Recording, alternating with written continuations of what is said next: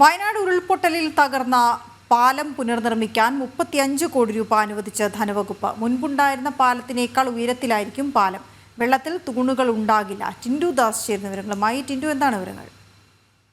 വീണ, വയനാട് ഉരുൾപൊട്ടലിൽ ഒലിച്ചുപോയ പാലം പുനർനിർമ്മിക്കാനാണ് ഇന്നത്തെ ചേർന്ന മന്ത്രിസഭാ യോഗ തീരുമാനമായത്.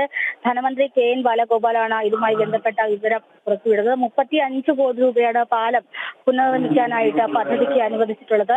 ചൂരൽമലയിൽ നിന്ന് മുണ്ടക്കൈയിലേക്ക് കണക്ട് ചെയ്യുന്ന രീതിയിലായിരിക്കും പാലം. അതോടൊപ്പം തന്നെ മുണ്ടക്കൈയെ മേപ്പാടിയെ അട്ടമനയും തമ്മിൽ ബന്ധിപ്പിക്കുന്ന രീതിയിലും ഈ പാലം ചെയ്യാനാണ് തീരുമാനിച്ചിട്ടുള്ളത്. വെള്ളത്തിൽ, അതായത് മുൻപേ ഉണ്ടായിരുന്നതിനേക്കാൾ കുറച്ചുകൂടി ഉയരത്തിലായിരിക്കും പാലം നിർമ്മിക്കുക. കാരണം ഇനിയൊരു മഴവെള്ളപ്പാച്ചിൽ എന്ന് പറയുന്നത് മുമ്പുണ്ടായിരുന്നതിനേക്കാൾ കൂടുതൽ ഉയരത്തിൽ ഉണ്ടാവാൻ സാധ്യതയുള്ള പ്രദേശമാണ് മുണ്ടക്കൈ, ചൂരൽമല, അട്ടമല തുടങ്ങിയ പ്രദേശങ്ങൾ. അതുകൊണ്ട് ടൗണുമായി കണക്ട് ചെയ്യുന്ന രീതിയിൽ പാലം നിർമ്മിക്കുമ്പോൾ മുമ്പുണ്ടായിരുന്നതിനേക്കാൾ ഉയരത്തിൽ നിർമ്മിക്കാനാണ് തീരുമാനം. അതോടൊപ്പം തന്നെ വെള്ളത്തിൽ തൂണുകൾ വരുന്ന രീതിയിലായിരിക്കില്ല പാലം നിർമ്മിക്കുന്നത്. ഏറ്റവും കൂടുതൽ മഴവെള്ളപ്പാച്ചിൽ ഉണ്ടാവുകയും മഴവെള്ളപ്പാച്ചിലിൽ പാലം ഒലിച്ചു പോവുകയും ഉണ്ടാകാതിരിക്കാനായിരിക്കും ഇനി ശ്രദ്ധിക്കുക. അപ്പോൾ വയനാട് ചൂരൽമലയും മുണ്ടക്കൈയും തമ്മിൽ ബന്ധിപ്പിക്കുന്ന രീതിയിൽ പുതിയ പാലം നിർമ്മിക്കാനുള്ള തീരുമാനമായിട്ടുണ്ട്. 35 കോടി രൂപയാണ് ഇതിനു വേണ്ടി അനുവദിച്ചിട്ടുള്ളത്.